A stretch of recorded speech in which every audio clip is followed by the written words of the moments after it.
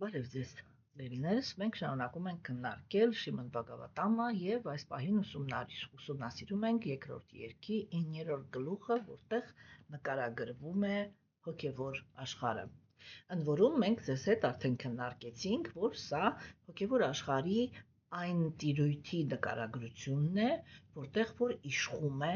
Գերագույն Աստծո անձնավորության այն մատնավորումը, որը իր մեջ պարունակում է նրա հզորությունը։ Եվ ես կարդամ տեքստերը, եւ մենք շարունակենք մեր քննարկումը։ Եվ այսպես Շիմոն Բաղավատամ, երկրորդ երգ, 9-րդ գլուխ, 16-րդ տեքստ։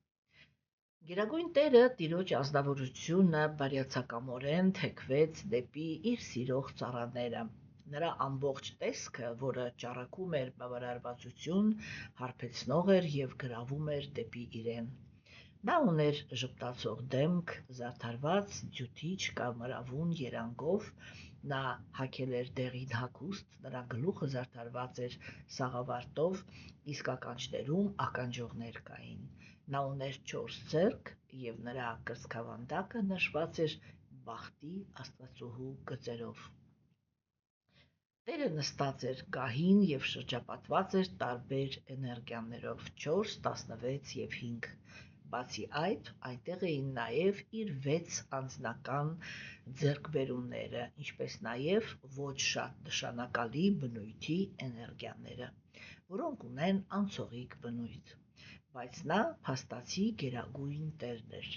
ով վայելում էր իր բնակատեղին։ Տեսնելով Գերագույն Տիրոջը իր ողջ շքեղությամբ, Տեր Բրահմայի սիրտը լցվեց ուրախությամբ։ Իրեն պատած տրանսցենդենտալ սիրուց եւ էքստազից արցունքներ հոսեցին նրա աչքերից,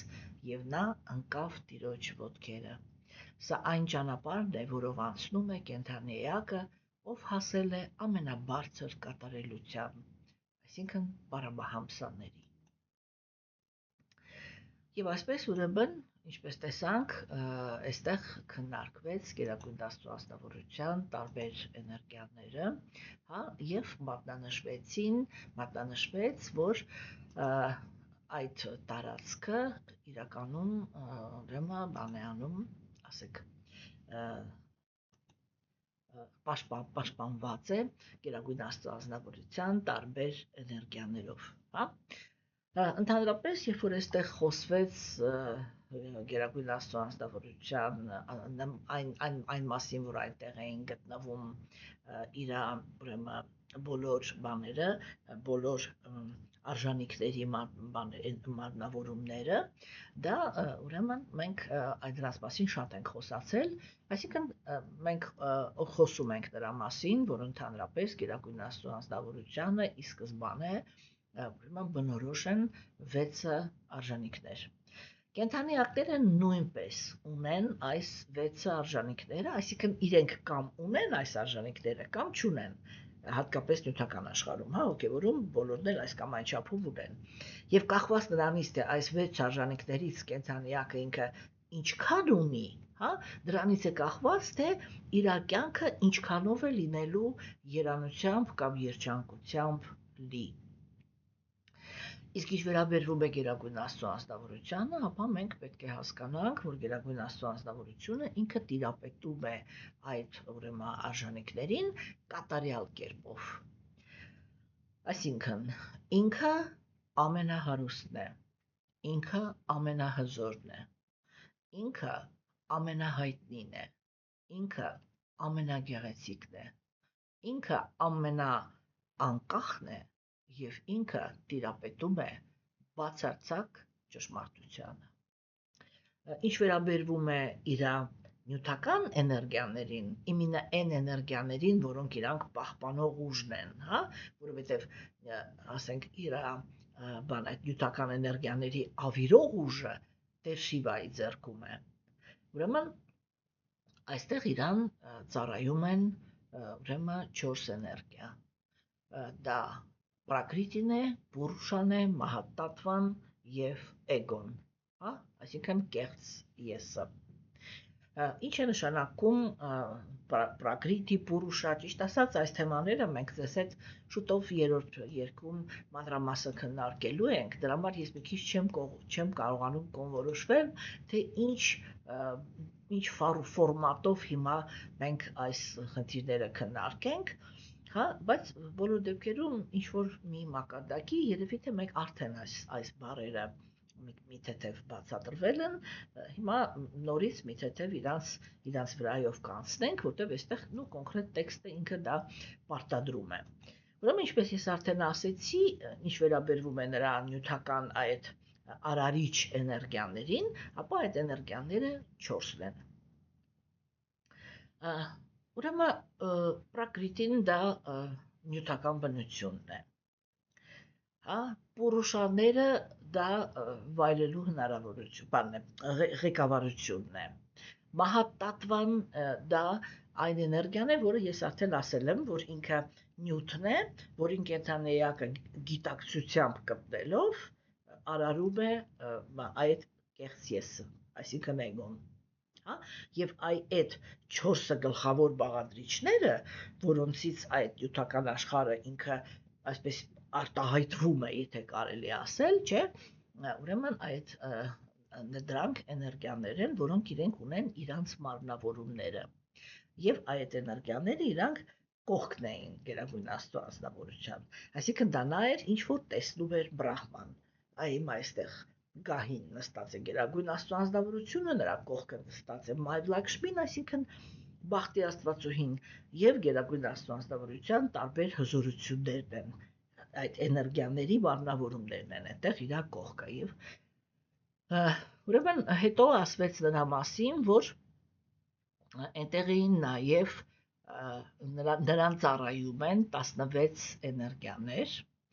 այդ 16 էներգիաները, որը թվարկվեց, դա ուրեմն 5 տարերքներն են, այսինքն 4 տարերքները եւ տարածությունը, այսինքն հողը, ջուրը, կրակը, ուրեմն մանը, օդը, հա, եւ տարածությունը։ Դա 5 անկալող օրգաններն են, դա աչքերն են,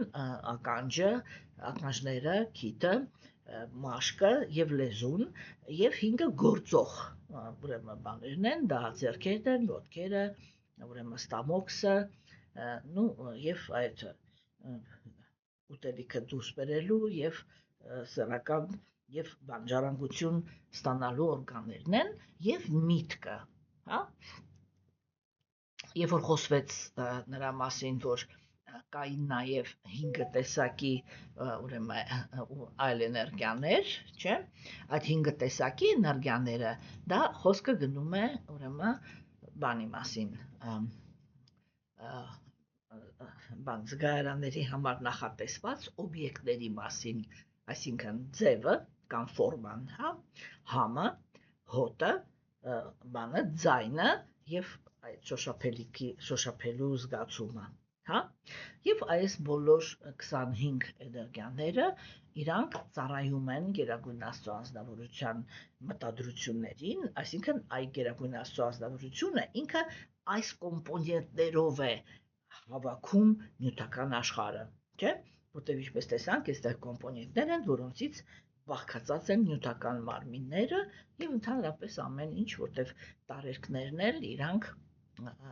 ապահովում են մոլորակների գոյությունը։ Եվ սրա մասին էր խոսքը, որ այդ 25 էներգիաները իրանք ծառայում են Գերագույն Աստծո անձնավորությանը եւ իրանք այսպես էլ իր շուրջն են պատրաստ կատարել իր ցանկացած կամքը։ Ուրեմն դրանից հետո կան ավելի քիչ նշանակություն ունեցող, ավելի քիչ կարևոր, էլի, менее значимые, չգիտեմ հայերեն ոնց ասեմ, ավելի քիչ կարևորություն ունեցող ուրեմն երևույթները դա բաներն են, աշտանգասիթի է կոչվում իրականում, որոնց ձգտում են յոգերը եւ այն յոգերը, որոնք իրանք ձգտում են բանելի ունենալ իշխանություն նյութական բնության վրա, այսինքն միստիկական ուժերին ձգտողները, որտեղ սիթխի խոսքը նշանակում է ուժ, հնարավորություն, հա։ Ուրեմն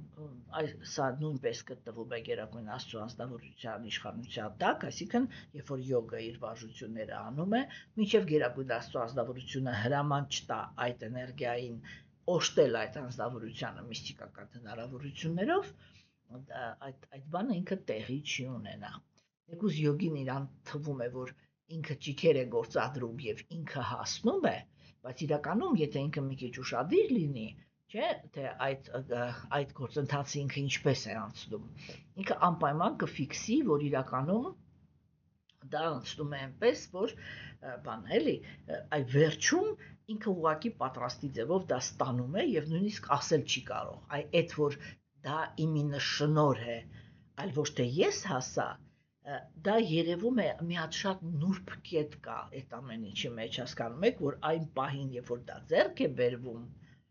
կենդանիակը ինքը եթե ուշադիր լինի, ինքը կնկատի, որ դա իրան պրոստը պատրաստի տրվեց։ Ինքը չգիտի դա որտեղից եկավ։ Վերջնականում հասկանում եք, այնց այդ պահին, երբ որ այդ շնորհը գալիս է միստիկական ուժերի, ինքը վերջնականում չգիտի դա որտեղից եկավ։ Այդ դա Գերագույն Աստծո անձնավորությունն է տալիս, որովհետև այդ ուժերը գտնվում են իր ենթարկության տակ։ Ուրեմն, բայց ինքը Գերագույն Աստծո անձնավորությունը, ինքը տիրապետում է ամբողջ միստիկական հնարավորություններին, ուղղակի ինչպես ենք իմանում, որ դա ինքը Գերագույն Աստծո անձնավորությունն է, իրականում դա կատարվում է այդպես, որ տեսեք, երբ որ դա սովորական կենդանի էակ է, չէ, ինքը միշտ այդ process-ն է անցնում, որ ինքը ճգնություն է կատարում, որպեսզի Աստծուց ինչ-որ բան, ինչ-որ ուժ ստանա, ինչ-որ հնարավորություն ստանա։ Իսկ երբ որ դա Գերագույն Աստծո անձնավորությունն է, կամ իր կողմից հովանավորված մաքուր նվիրալներն են, Աստծո ծառաները, եթե կարելի այսպես ասել, հա, եթե իրանք են, իրանք երբ որ հայտնվում են նյութական աշխարհում, իրանք երբեք ոչ մի ճիք չեն գործադրում, ճիքեր չեն, ճգնություններ չեն կատարում, իրանք անմիջապես ցուցաբերում են հնարավորություն։ Եվ վերջ։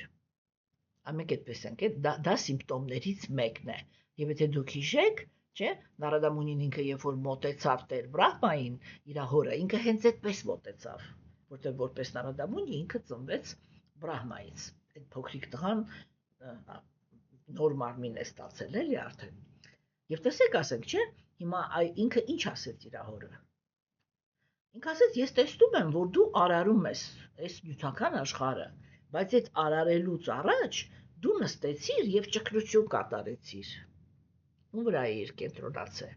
այսինքն ումից էիր ստանում արարելու ուժը, չէ՞։ Իսկ երբ որ Վիշնուն է ինքը արարում, այսինքն նախասկզբնական արարիչը,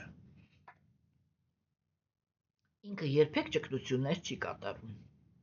Միշտ պետք է հիշենք Բhagavad Gita-ի 18-րդ գլխի տեքստը, որտեղ ես հաճախ եմ կրկնում այդ տեքստը, որովհետև ինքը շատ կարևոր է, եւ որտեղ Տեր Շի Կրիշնան ինքը ասում է. կենդանիակի ճիքերը եւ իմ կամքը։ Հա, դա էլի, որ երբ որ սովորական կենդանիակն է ինչ-որ մի բան կարողանում անել, մենք միշտ տեսնում ենք, որ ինքը ճիքեր է գործադրել, որպեսզի կարողանա ինչ-որ մի հատ ունակություն, տաղանդ կամ ուժ կամ այդ ինչ-որ պետք է այդտեղ արտահայտի։ Հասկանում եք։ Իսկ Գերագույն Աստծո անձնավորությունը ինքը երբեք ոչ մի ճիք չի գործադրում։ Եվ ուրեմն, հա, այդ բոլոր ուժերը իրանք ենթարկվում են Գերագույն Աստծո անձնավորության կամքին, հա, եւ ինքը սա կարևոր կետ է, որ ինքը երբեք ոչ մի ճիքեր չի գործադրում, որպեսզի այդ ուժերը պատկանեն իրեն եւ ենթարկվեն իրեն, չէ՞։ Մենք արդեն դրա մասին խոսեցինք, որ այդ շատ այսպես քրտնաջան ճիքերի միջոցով ճգնավոր ճիք չէ, նոր ասեցի, ասկեզա էլի, в общем, հա, այդ ֆիզիկական վարժությունների միջոցով, հա, կենդանիակը ինքը ինչ-որ մի ունակություն կարող է ձեռք բերել։ Եվ այստեղ շատ հաճախ, չէ, հատկապես այս խոսակցությունը ինքը կարևոր է Հնդկաստանի համար, որովհետև Հնդկաստանում կան այնպիսի մարդիկ, որոնք ինչքան էլ ուզում է դա տարօրինակ թվա, բայց վերջնակետում գալիս են այն գաղափարին, որ բանը, որ երբ որ ազնվորությունը ինքը այդ միստիկական ուժերը ձեռք է բերում, ինքը դառնում է Աստված։ Գիտեք ոնց էլի, այո, իհարկե, ասենք, երբ որ մենք կարդում ենք, թե արիացի յոգերը իրանք ինչպիսի գերբնական ուժեր էին ձեռք բերում, ապա ճիշտը որ ասեմ, այսպես որ լուրջ ես մտածում ես, որ այո, ինքը կարող էր այդպես մտածել։ Ինչի հիմքի վրա։ Այ տեսեք, ուրեմն, յոգական միստիկական ուժերն են, ազնվորությունը ինքը կարողանում է դառնալ փետուրից թեթև։ Դրա հաշվին ինքը կարողանում է թռչել, այսինքն կարողանում է վերանցել գրավիտացիան, հա? Կարողանում է ծանրանալ, այսինքն ինքը այնպես է կարողանում, մենք դեռ պատմություն կկարդանք, որ այդպիսի ազնվորության նկարագիր կկարդանք։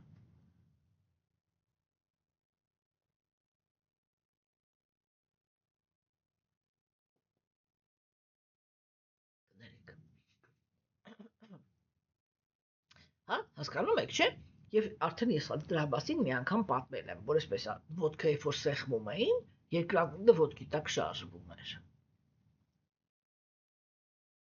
Հասկանում եք, հաջորդ միստիկական ուժը, իրանք կարողանում են մտնել մարդու սրտի մեջ եւ հասկանան իր սիրտը, այսինքն մտքերը, զգացմունքները, հա, մտադրությունները։ Իրենք կարողանում են կենդանիակներին ենթարկեցնել իրենց կամքին։ Այսինքն, երբ որ դիմացինը անում է այն, ինչ որ ինքը ուզում է, հա? Հետո իրենք կարողանում են ձեռքը մեկնել, այդ բան էլի, վիրտուալ ձեռքը մեկնել, ցանկացած մոլորակից, ցանկացած առարկա վերցնել, միանգամից կհայտնվի իրանց ֆիզիկական ձեռքի մեջ։ Եվ հիմա ամենակարևորը, իրենք բավական է, որ իրանք ցանկանան, եւ տարածության մեջ հայտնվում է մոլորակ։ Տեսեք, այդ ամեն ինչ որ ես թվարկեցի, այմա մի հատ պատկերացրեք, որ ասենք դուք այդ ամեն ինչին տիրապետում եք։ Ինչ կմտածեիք։ 100% կմտածեիք, որ Աստված եք, չէ՞։ Հասկանում եք, 100% կարող է, չէ, բայց այդ տոկոսը ինքը բավականին մեծ է, որ կարելի էր այդպես մտածել։ Դրա համար ասենք եւ այո, Հնդկաստանում շատ մարդիկ իրենք հենց այդ գաղափարը ձգտում են դրան, բայց հենց այդ տեսակետից հասկանում եք, որ երբ որ ես հասնեմ յոգայի կատարելությանը, ես դառնում եմ Աստված։ Բայց մենք պետք է հասկանանք, որ դա իրականում շատ ընդամենը մի հատ մոլորակ սարքելը կամ չգիտեմ ցանկություն կատարելը կամ եսի միջը դա շատ քիչ է Գերագույն Աստծո ազնվորություն լինելու համար, հա? Եվ այն դա է, որ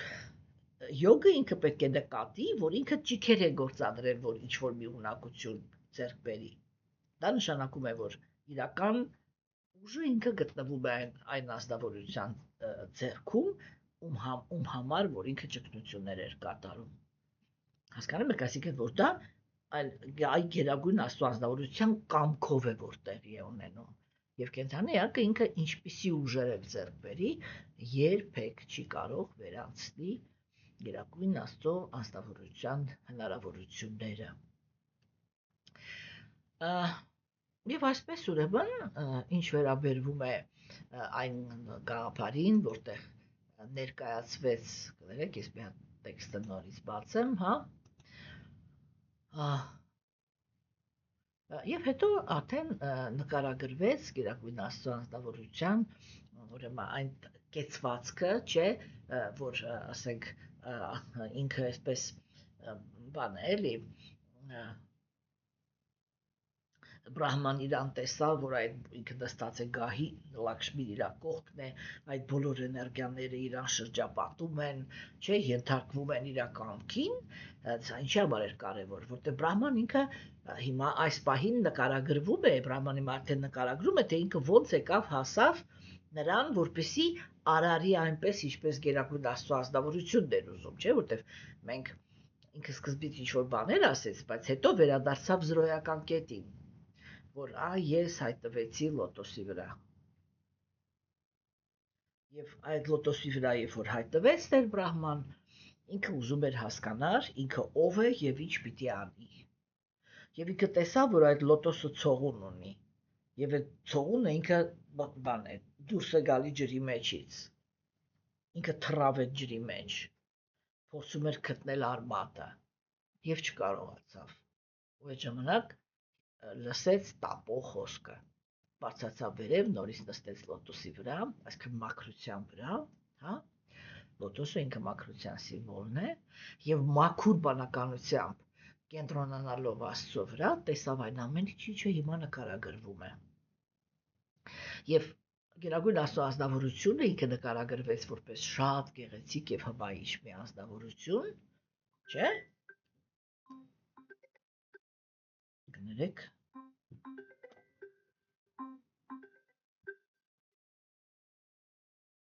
մոռացել էի հաճատեմ, ամեն անգամ մոռանում եմ,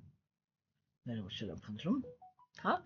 եւ ասենք ինքը նկարագրվեց որպես այսպես շատ գեղեցիկ, շատ շքեղ մի անձնավորություն, չէ, որը ինքը երբ որ Տեր Բրահման իրան տեսավ, իր սիրտը լցվեց ուրախությամբ, հա, եւ հիմա նկարագրվում է, թե ինչ է զգում այն կենդանի էակը, որը ինքը տեսնում է Գերագույն Աստծո ազնվորությանը, այսինքն ինչպես է, ինչպեսի զգացմունքների մեջ է գնում, որտեղ այստեղ չենք մոռանում, որ մենք հիմա չենք խոսում էմոցիայի մասին։ Տեր Բրահման ինքը բանականության մարմնավորումն է, չէ՞, բայց տեսեք, իր մոտ, երբ որ ինքը այդ տեսավ Գերագույն Աստծո ազնվորությանը, գնահատեց իրան, գնահատեց իր գեղեցկությունը, գնահատեց իր շքեղությունը, իր հզորությունը եւ այլն, ամեն ինչ որ ինքը ունի, չէ՞, եւ այստեղ ասվեց իր սիրտը լցվեց ուրախությամբ։ Всё, ինքը այդ բանականությունը գնաց դեպի սիրտ, այսինքն այն ինչ որ ինքը գնահատեց, դարձավ վերաբերմունք։ Եվ երբ որ ինքը արդեն սկսեց զգալ այդ վերաբերմունքը, իր աչքերը լցվեցին ուրախության արցունքներով։ Հա, այդ ուրախության արցունքները դա էքստազ, այդ ինչ որ մարդիկ իրանք սովորաբար ասում են էքստազ, չէ՞, այդ էքստազ բառը իրականում ինքը արիական քաղաքակրթությանն է, էլի բնորոշ։ Եվ իրանք ինքը մտավ այդ էքստատիկ հոգեվիճակի մեջ, որտեղ իր աչքերից սկսեցին արցունքներ թափել։ Մենք պիտի հասկանանք, չէ, որ եթե Տեր Բրահման ինքը ամբողջ նյութական աշխարհի ամենահզոր բանականության մարմնավորումն է, հիմա այսպես, իրան հասցնել նրան, որ ինքը ինչ-որ մի օբյեկտ տեսնելուց արտասվի, համաձայնվեք, որ очень надо постараться, հա? Շատ պիտի ճիքեր գործադրես, որպեսզի դու կարողանաս բանականության մարմնավորմանը հասցնես արցունքների։ Իսկ Գերագույն Աստծո ազնվորության համար դա ոչ մի դժվարություն իր մեջ չպարունակեց։ Հասկանում եք, սիրելիներս, չէ՞։ Եվ սա ինքը շատ կարևոր կետ է, որպեսզի մենք կամաց-կամաց այն մտնում ենք այդ դաշտը, երբ որ քննարկում ենք կենդանեակի եւ Գերագույն Աստծո ազնվորության հարաբերությունները։ Ուրեմն, Գերագույն Աստծո ազնվորությունը ինքը հայտնվում է այն կենդանի էակի առաջ, այսինքն ինքը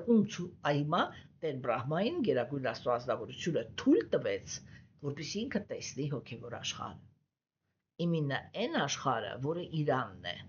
Տեր Բրահման հոգևոր աշխարհում ինքը Վայկունթայի ապրող է։ Այսինքն երկրպագում է հենց Գերագույն Աստծո ազնվորության հզորությանը, հա։ Եվ հիմա տեսեք, չէ,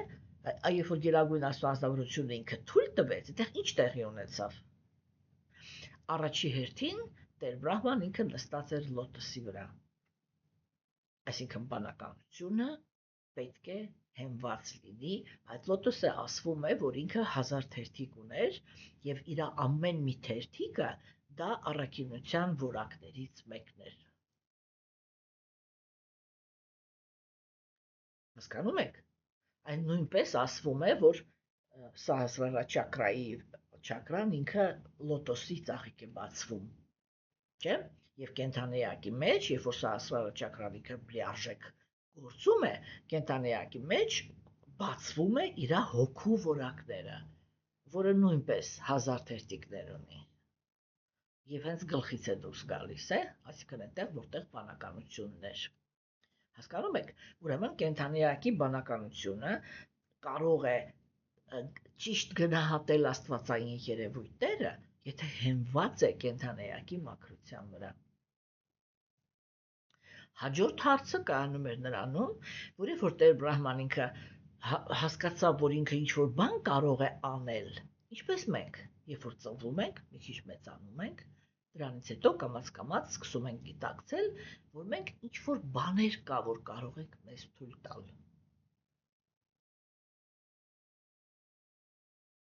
Հասկանում եք։ Չէ՞, ու այդ որ կարող ենք մեզ թույլ տալ, այդ դա պետք է համահունչ լինի Գերագույն Աստծո անձնավորության կարծիքի հետ։ Ինչու համար, որովհետև երբ որ Գերագույն Աստծո անձնավորությունը ինքը արարում է նյութական աշխարհը, ինքը հասկանում է, որ այստեղ գալիս են նախանձի հիմքի վրա կենդանեակները։ Եվ երբ որ նրանք նախանձով են լցված, նրանք չեն կարող, ոչ հետաքրքրվում են, ոչ էլ եթե նույնիսկ մի քիչ էլ հետաքրքրվեն, չեն կարող ընկալել Գերագույն Աստծո անձնավորության կամքը, այդ նախանձի այդ բացական շերտը գիտակցության, որը փակում է գիտակցության մաքրությունը, թույլ չի տա, որպեսզի իրենք կարողանան աստվածային որևիցե բան հասկանան։ Հասկանում եք, չէ՞։ Եվ ուրեմն այ ինքը ինչ արեց, ինքը սկսեց կատարել ճգնություններ։ Ինչ էր անում։ Ճգնություն ինչ է նշանակում։ Ինքը չէր բավարարում իր զգայարանները, այլ նստած տեղը ինչ էր անում, մտածում էր։ Ինչի մասին, որն է ճիշտ գործողությունները։ Ինքը հասկանում էր իր մասին մի բան, որ ինքը տեղյակ չի, ինքը որտեղից է հայտնվել։ Հա, եւ սա նշանակում է, որ ինքը չի, որ ինքը դա իր որոշումը չի, որ ինքը հայտնվել է նյութական աշխարհում։ Իրան ինչ որ մեկը նյութական աշխարհ, ինչ որ մի ուժ նյութական աշխարհ բերել է։ Հիմա ինքը հայտնվել է նյութական աշխարհում եւ իզորու է գործել։ Չէ՞, մենք ամեն մեկս ունենք ձեռք, ոտք, ականջ, բալ, չգիտեմ ինչ, նյութական մարմին ունենք, որը ինքը իզորու է գործել։ Այն բակտերիայից սկսած մինչև կիսաստվածները։ Չէ՞, եւ տեսեք, այս սա են ասում արիացիները, որ այո, դու իզորու ես գործես, բայց որպեսզի դու ճիշտ գործես, Բhagavad Gita-ի 4-րդ գլուխն եք, չէ՞, հիմա քննարկում։ Բայց որպեսզի դու ճիշտ գործես, դու պետք է հասկանաս ընդհանրապես, թե ով ես, որտեղից ես եկել այս նյութական աշխարհ, ինչի համար ես եկել, որ ճիշտ գործողություններ։ Հա, էսելի,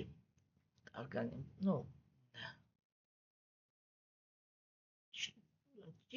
ճիշտ սկսես ճիշտ գործել։ Չէ՞։ Եվ Տեր Բրահման ինքը հենց դա արեց։ Եվ երբ որ ինքը կենտրոնացավ այդ մտքի վրա, որ ինչպես ես հասկանամ, թե Գերագույն Աստծո ազնվորությունը ինքը ինչպես կուզեր, որ ես գործեի։ Ես հիմա հասկանում եմ, որ ես կարողանում եմ դիեզերք արարեմ։ Եվ ինչ այլոց այդ հարցը ինքը էսպես է, չէ՞ որ մեզանից ամեն մեկը իր շուրջը իր դիեզերքն է, չէ՞ կառուցում։ Ժամանակակից հոգեբաններն էլ են, չէ՞, ասում, որ այն ինչ որ քեզ շրջապատում է քո լոկալ կյանքում, դա քո ներքին աշխարհի արտացոլանքն է։ Այսինքն մենք ենք, չէ՞, արարում մեր իրականությունը։ Հիմա երբ որ մենք ընդհանրապես մտահոգված չենք, թե ինչպիսի, ասենք, գործողություններ էր մեզանից սպասում Գերագույն Աստծո անձնավորությունը, չէ՞, Ապա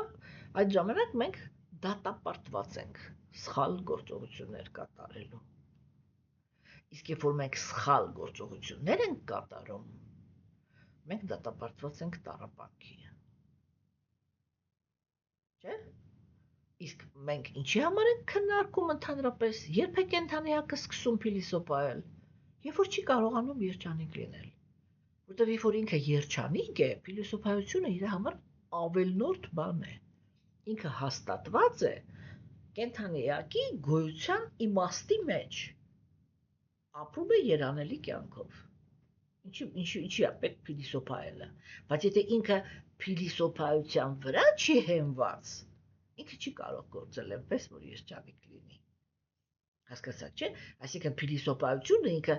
միևնույնն է, պիտի լինի կենդանիակի ներքին հիմքը, որտեղ դա է տալիս այն իմաստությունը,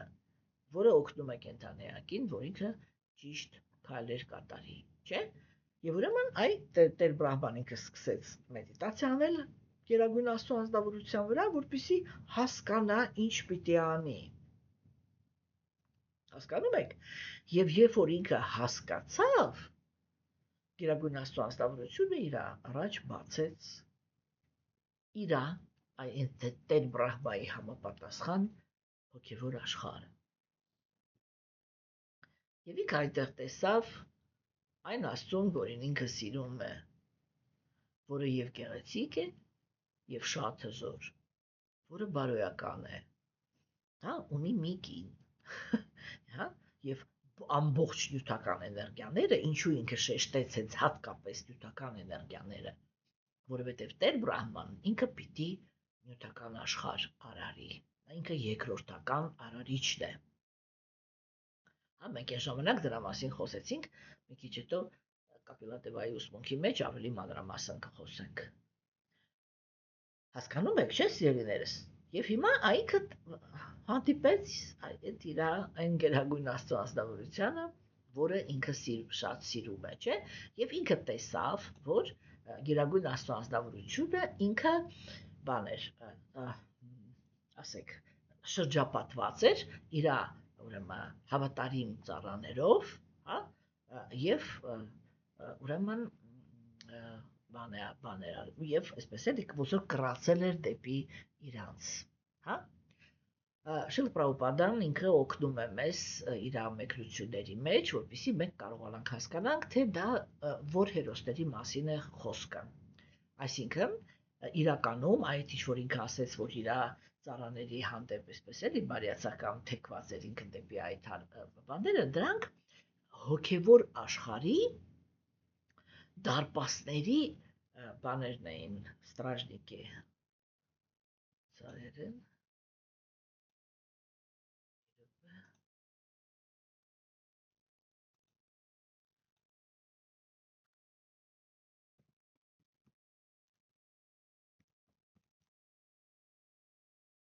Պահակներն են, հա։ Ուրեմն նյութական աշխարհի, հոգևոր աշխարհի այդ դարպասների պահակներն են։ Ընդ որում աջակցիները իրենք նկարագրում են, չէ, որ ինքը այսպես է էլի շերտերը։ Ուրեմն նյութական աշխարհն է, դժոխային մոլորակներ, միջին մոլորակներ, դրախտային մոլորակներ, բացարձակ մութ, բացարձակ լույս, հոգևոր աշխարհ։ Հոգևոր աշխարհում սկզբից վայկունթ է, ամենավերջում գալոկը Վրինդավան, գալոկան։ Հա, հիմա տեսեք ուրեմն։ Այդ երբ որ կենդանիակը ինքը լույսի մեջից դուրս է գալիս, չէ, եւ հայտնվում է հոգևոր աշխարհի շեմին, այդտեղ կան դարպասներ, որոնցից ամեն մեկը ունի երկու հատ իր պահակը։ Այստեղ Տեր Բրահման ինքը տեսավ այդ պահակներին։ Առաջի պահակները, այսինքն բան էլի, դա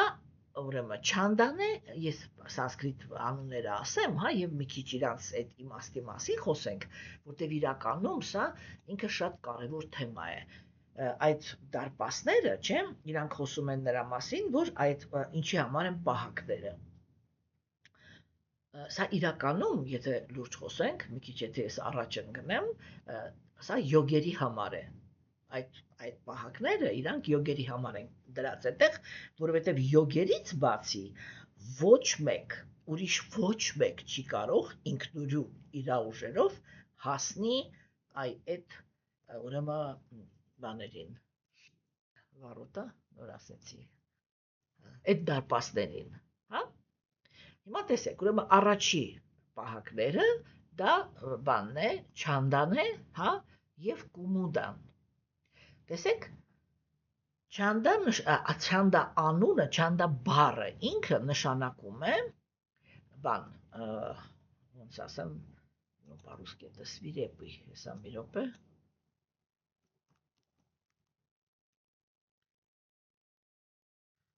Վայրակ,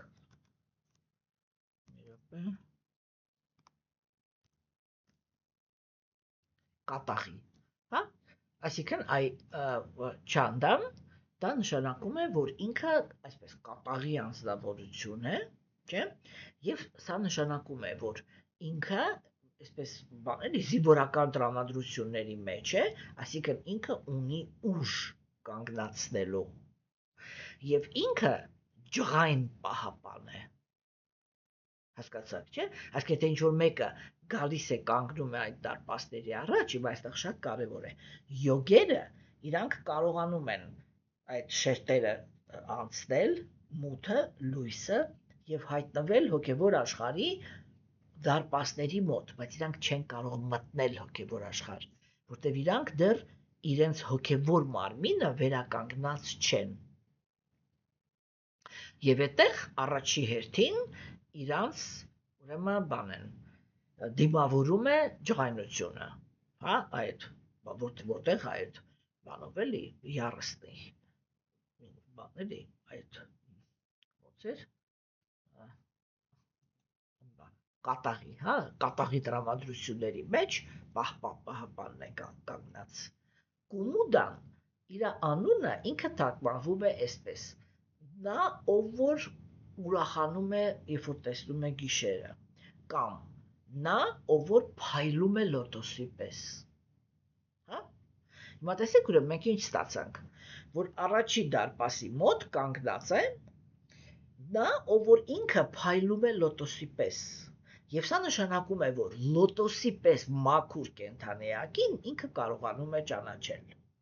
Եթե ինքը գնահատեց այդ ազնվորությանը, ով հասել է այդտեղ, որ ինքը մաքրության մեջ կատարելության հասած չի, իսկ մաքրության մեջ կատարելությունը դա մաքուր սերն է, իսկ յոգի սրտում դեռ մաքուր սերը չկա։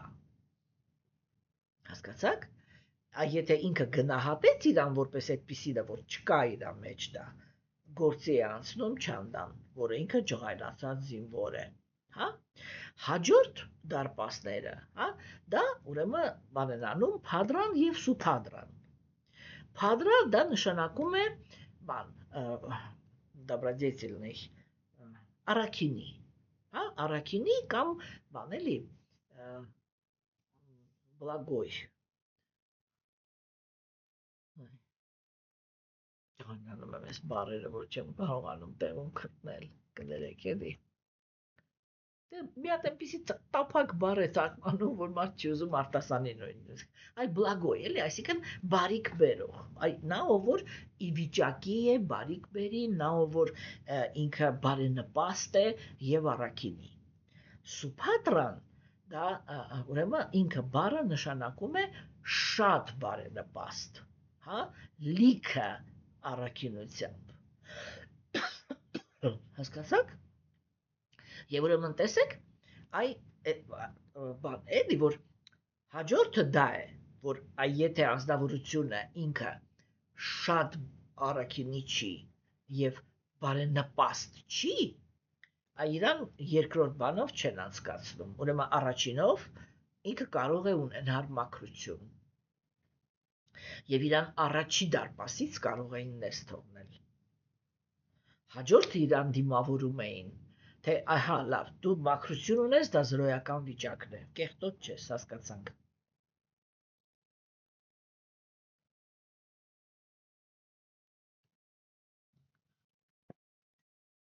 Իսկ հաջորդը դու արդեն դրական, դու պետք է լինես բարենպաստ այս աշխարհի համար, որը մեր մեջքի հետևում է։ Դու պետք է լինես առաքինի, բարենպաստ եւ բարի բերող։ Հա, եւ ոչ թե միայն պրոստը բարենպաստ, այլ շատ, այլ լիարժեք, շատ բարենպաստ։ Հասկանում եք, եւ այդ փադրասու փադրան իրանք բաց են թողնում միայն այն ժամանակ, երբ կա դա։ Հաջորդը գալիս են ջայվիջայը։ Ջայվիջայի պատմությունը մենք ձեզ հետ առանձին կքննարկենք, հա։ Ջայ ինքը բառը նշանակում է հաղթանակ։ Հա, վիջայ նշանակում է ոչ միայն հաղթանակ, այլ այդ բան էլի։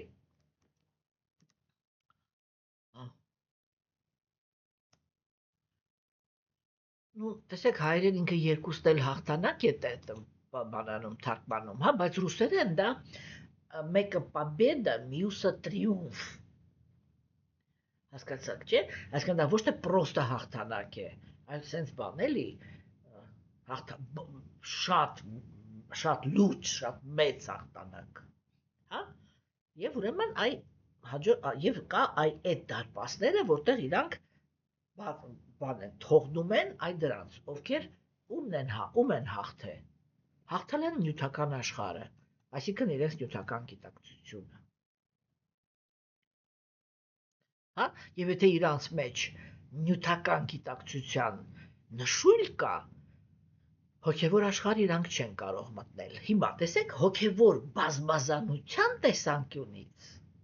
եւ նյութական գիտակցությունը չի կարող այնտեղ մտնել եւ իմպերսոնալ, որովհետեւ դա պերսոնալ աշխարհն է։ Եւ իմպերսոնալիստները իրանց հետ կբրթեն լույսի մեջ։ Գնային դու որտեղ իմպերսոնալիստը ինքը բան է, պարապատ ինքը էությամբ էր ասում, շատ ճիշտ էր ասում։ Իրանք կատարում են հոգևոր ինքնասպանություն։ Ոչնչած փորձ են կատարում ոչնչացնել իրանց եսը եւ դառնալ ոչ մի բան։ Հասկանում եք, սիրելիներս, չէ՞։ Ուրեմն եւ կան երկրորդական պահակներ։ Սա առաջնային ամենագլխավոր, կարևոր 6 պահակներն են։ Եվ դրանից հետո նկարագրվում է, որ կան ուրեմն բան, ասեք, երկրորդական պահակներ, որոնք իրանք նույնպես 6-ն են, հա, եւ ամենաառաջինը նորից թվարկվում է Կումուդան։ Հա, Կումուդան, ինչպես մենք ասեցինք, դա նա է, ով որ փայլում է լոտոսի պես։ Հիմա մյուսի անունը կներեք ձայնալարես։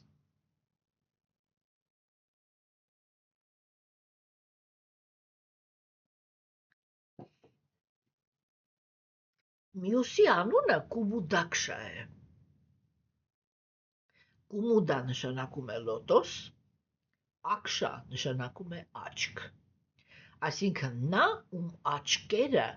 լոտոս են։ Ինչ է ստուգում այս պահակը։ Ինչ է նշանակում ունենալ լոտոսի աչքեր։ Լոտոսի աչքերը նշանակում է, որ դուք մի ազնվորություն եք, որը կարողանում է տեսնել մաքրությունն ու այստեղ մաքրությունը։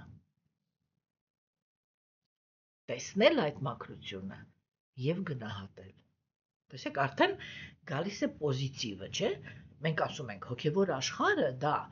մաքուր կենդանիակների բազմազանություն է, որոնք իրանք այս կամ այն չափով լի են մաքուր սիրով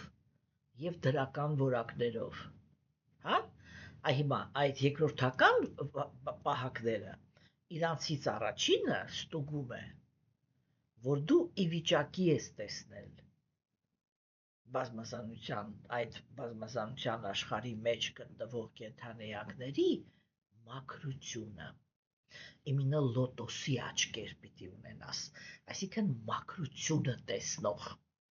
Ինչու է սա կարևոր։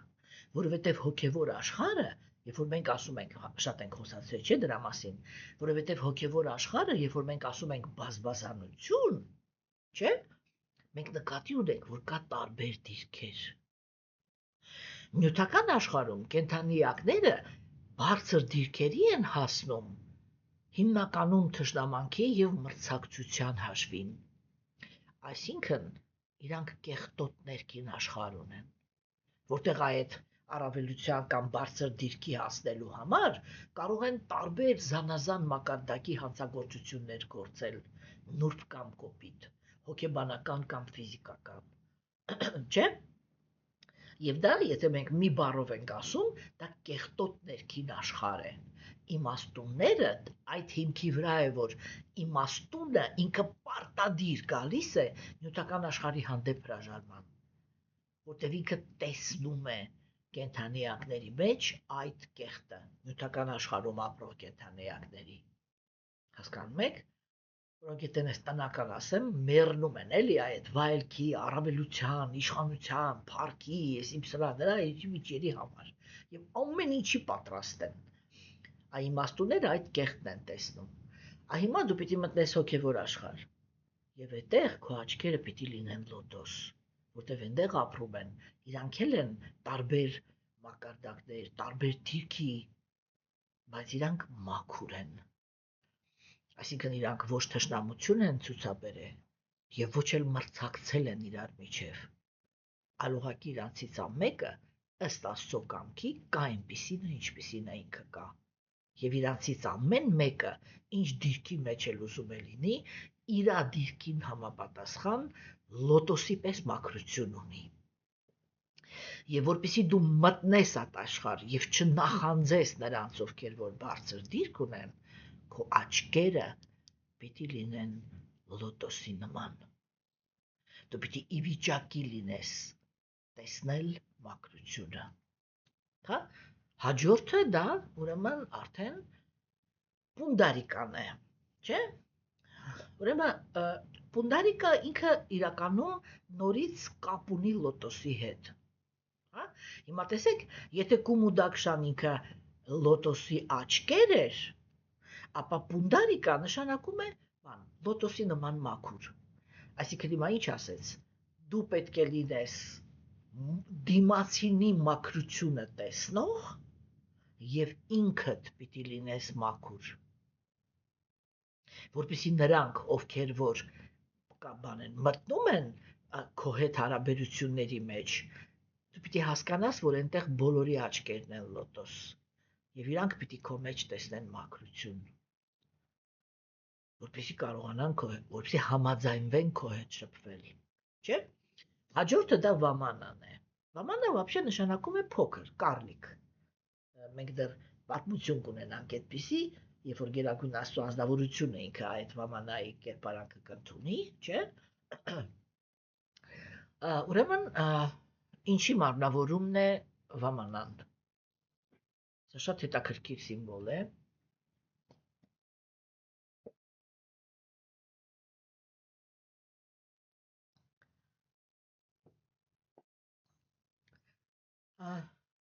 Վամանան դա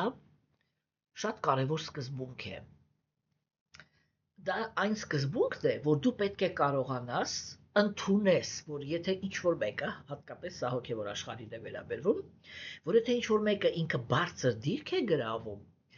ինքը այդ դիրքին արժանի է։ Վամանան դա մի անձնավորություն էր, որը ինքը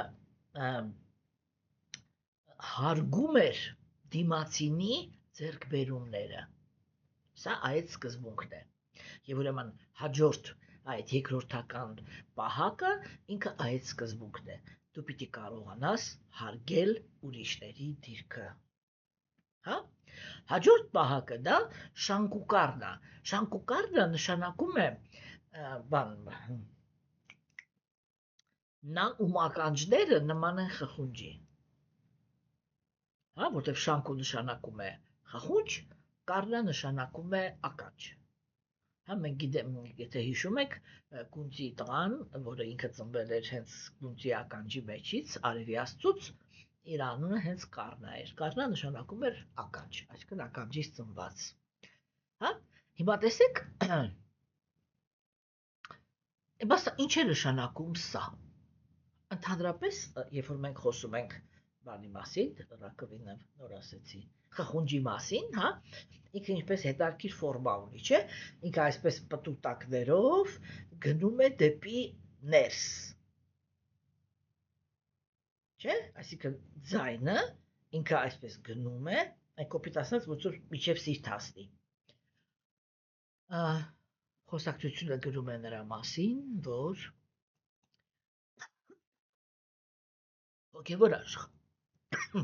հոգևոր աշխարհ մտնելու համար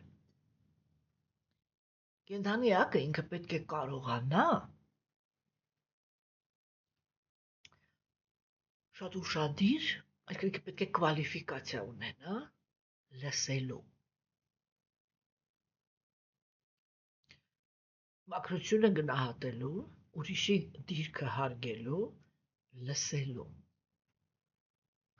Գիտենք, մենք նյութական աշխարհում, հատկապես աստվածամեժության դարաշրջանում, նույնիսկ չենք էլ նկատում, թե մենք ինչքան անտարբեր ենք ուրիշ մարդկանց նկատմամբ, թե մենք ինչպես ընդհանրապես չենք կարողանում լսել, թե իրանք մեզ ինչ են ասում։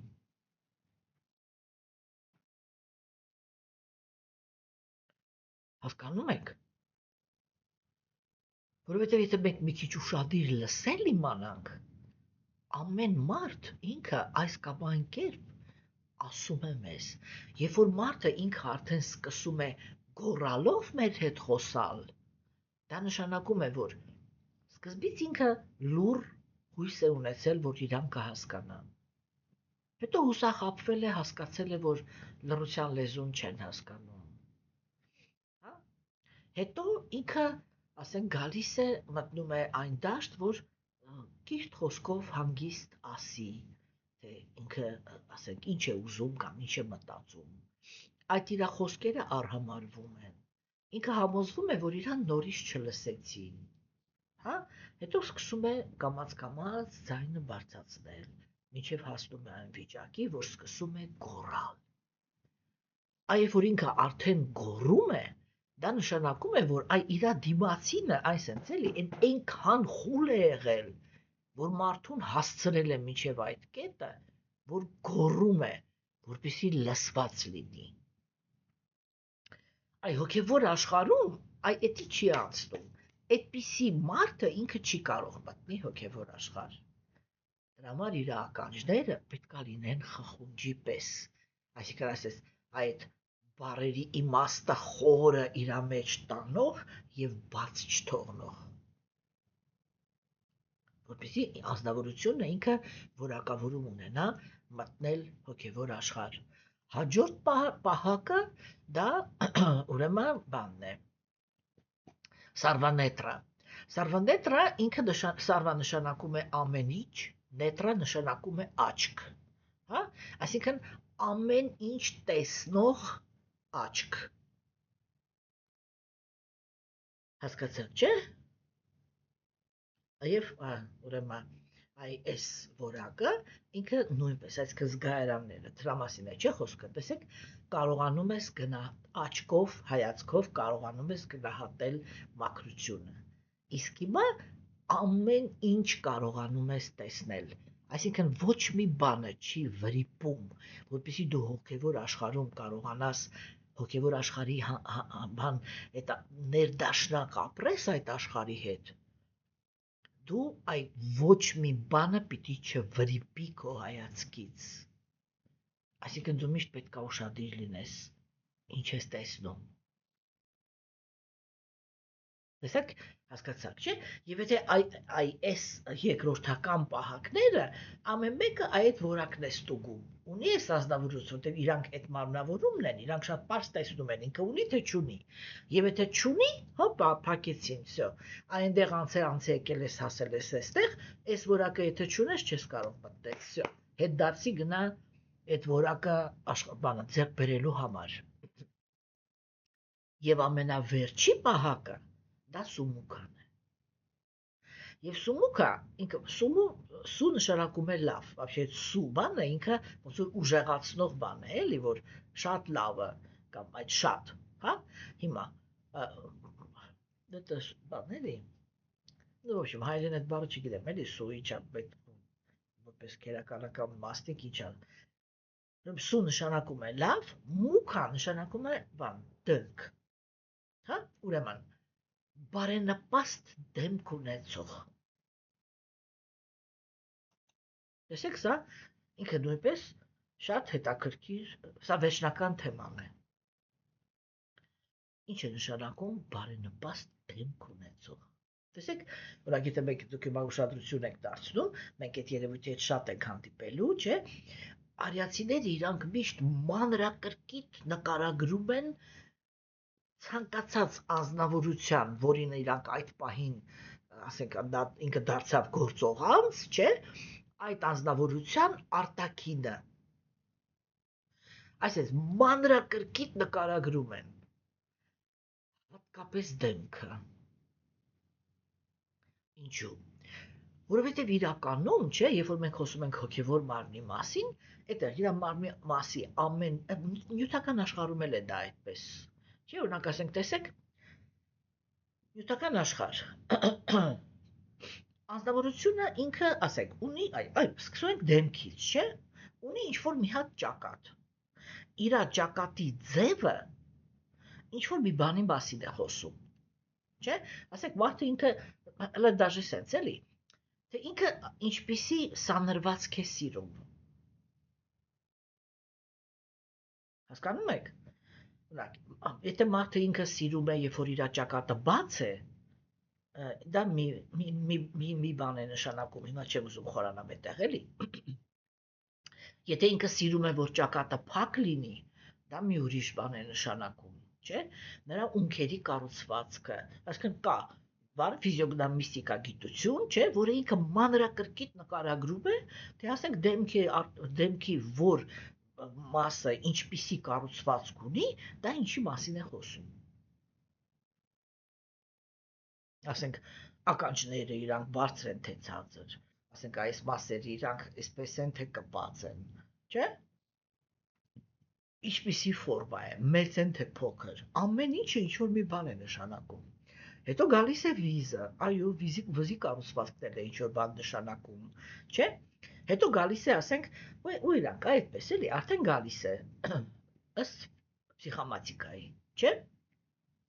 Գալիս են թոքերը։ Թոքերը դա էմոցիաներն են, հա, սիրտը նույնպես, դա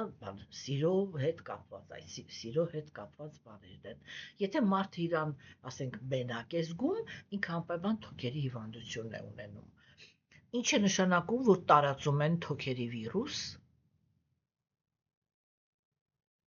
ինչի են ուզում հասնեն, մենակության, և դա հակառակն էլ է էլի գործում, հասկացաք, չէ, որ մարդը ինքը միանգամից գնում է էմոցիոնալ աշխարհի մեջ, գնում է մենակության, հասկացաք հիմա, ասենք, եթե դուք նկատեք, հետագայում կտեսնեք էլի, որ արիացիները իրենք պարտադիր նշում են, հատկապես երբ որ կանանց մասին են խոսում, որ կանայք ունեին բարակ մեջք, թվում է, որ դա գեղեցկության մասին է խոսքը, բայց իրականում արիացիները իրենք բարակ մեջքին ուշադրություն էին դարձնում, որովհետև բարակ մեջքը խոսում էր նրա մասին, որ այդ անձնավորությունը իր ներքին աշխարհում կրթություն ունի, ցանկացած ինֆորմացիա, ցանկացած իրադարձություն, ցանկացած ինչ-որ մի էներգիա, որը գալիս է դեպի իրան, կրթություն ունի մարսելու, որ ճիշտ, սխալ արդեն կապ չունի, իմինը մարսելու, այսինքն ինքը կարողանում է ազատվի բոլոր այն էմոցիաներից, որոնք իր համար ավելնորդ են, ծանր են, հա, և մարդը, երբ որ ինքը այդ իր, իսկ տալյան երբ է բարակ, երբ որ մարդը ինքը այդ մարսողական բանը նորմալ աշխատում է, չէ, like եթե մարդը ինքը իմ նման է, դա նշանակում է, որ կյանքի մեջ շատ իրադարձություններ են եղել, որը այն կոպիտ ասած մարսելու բան չեն եղել, էլի, հասկացաք, չէ, և հիմա տեսեք, այդ արտաքին տեսքը, ինքը այ հոգևոր աշխարհում, հոգևոր մարմինը ինքը կատարյալ է, և դա այդ վերջի բանն էր, որը կենդանիակը ինքը պիտի անցներ, այսինքն եթե ինքը իր վրա չուներ հոգևոր մարմնի բան այդ բարենպաստ դեմք։ Ինչ է նշանակում բարենպաստ դեմք։ Երբ որ իմ հիմքը մաքուր սերն է, հա, երբ որ ես տեսնում եմ լուսավոր դեմք իմ առաջ, չէ, ես հասկանում եմ, որ ես գործ ունեմ մի անձնավորության հետ, որի հետ կարելի է պոզիտիվ հարաբերություններ ունենալ, չէ, իսկ երբ որ ես իմ առաջ կանգնած եմ մի հատ այսպես դժկամ, ունքերը կախած, չգիտեմ, չար հայացքով, ծանր, ես իմ բանը, այդ ամբողջը ինքը խոսում է մարդու ներքին աշխարհի մասին։ Հասկանում եք, ինքը խոսում է մարդու ներքին աշխարհի մասին եւ մարդը ինքը միանգամից այդ է ընկալում, որ սա ընդհանրապես այս մարդը ինքը ներսում հիվանդ մարդ է։ Եվ իր հետ հարաբերությունների մեջ հնարավոր չի լինել երջանիկ։ Իր հետ հարաբերությունները կարելի է կառուցել միայն այն դեպքում, երբ որ դուք համաձայն եք կամ որակավորում ունեք իր համար լինել բժիշկ։ Եթե ոչ, ինքը ձեզ վարակելու է իր հիվանդությամբ։ Հասկացաք, եւ սա վերջի դարպասն է, որ ձեր դեմքը պիտի լինի բարենպաստ։ Եթե այդ ամեն ինչը անցաք, ձեզ ներս են թողնում հիմա ընդամենը վայկուտղը։ Այսինքն այնտեղ, որտեղ մտնում են այն կենդանիակները, որոնք իրենք գտնվում են Գերագույն Աստծո անձնավորության հանդեպ հարգանքի եւ պաշտամունքի տրամադրությունների մեջ, եւ իրենք էլ գտնվում են ծառայի տրամադրությունների մեջ։ Շատ կարևոր է վայկունթայում բոլորը, անխտիր բոլորը ունեն նույն հարաբերությունները։ Հա, եւ հələ այդ ամենապրիմիտիվ հոգևոր դաշտը մտնելու համար ազնվորությունը ինքը պետք է կարողանա անցնի այս բոլոր պահակների մեջով։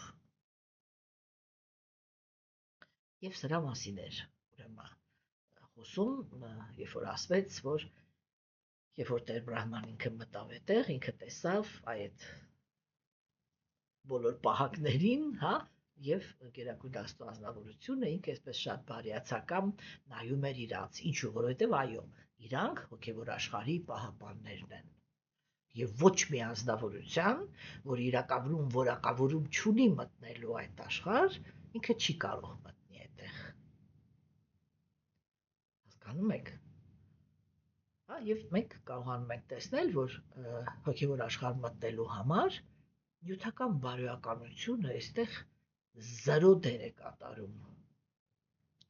որտեղ խոսքը միանգամից գնում է առաջին հերթին մաքրության մասին, բացարձակ։ Դե